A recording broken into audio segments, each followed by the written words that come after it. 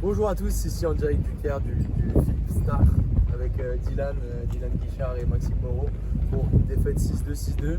Et ce qu'il faut retenir, c'est que c'était une bonne première expérience vraiment sur un tournoi international pour toi.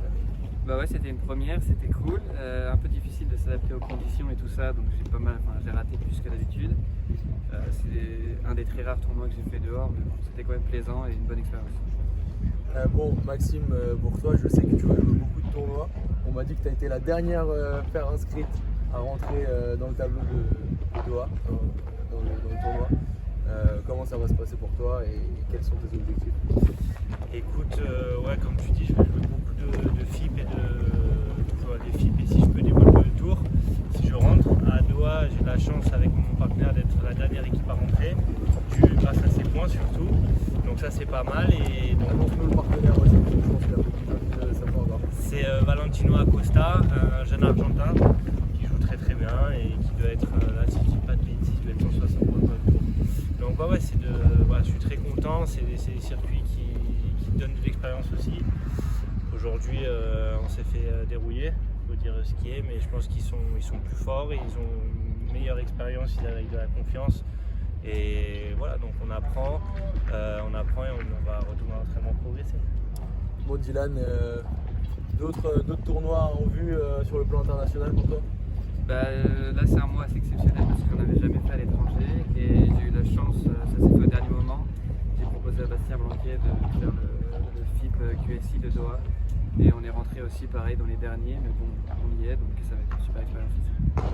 Ok, bon bah c'est très bien, on va pouvoir vous retrouver sur cet événement majeur.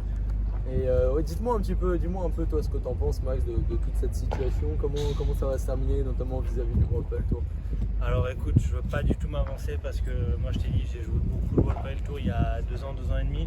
Du coup j'étais un peu plus dans le milieu entre guillemets, là j'entends un peu à droite à gauche, on a un peu les informations aussi, mais je sais pas, franchement je sais pas, je veux pas m'aventurer. Moi ce que je sais c'est que en tout cas ils essaient de développer des circuits pour que tous les joueurs, que ce soit de tableau, Previa ou pré-Previa, puissent jouer, s'y retrouver financièrement aussi et voilà, et tout simplement participer et essayer de vivre de notre passion.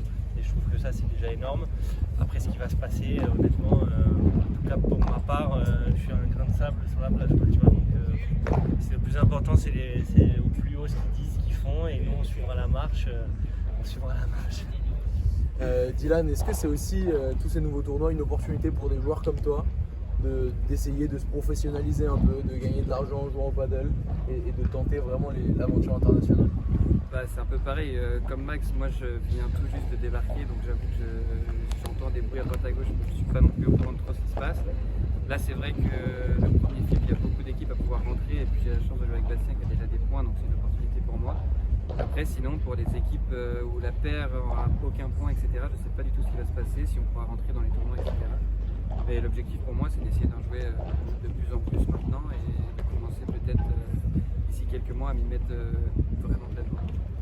Bon en tout cas merci les gars et on se retrouve du coup très prochainement avec ce tournoi du Qatar. On connaît même pas encore l'identité visuelle ni le nom vraiment du circuit, mais ça va arriver très vite.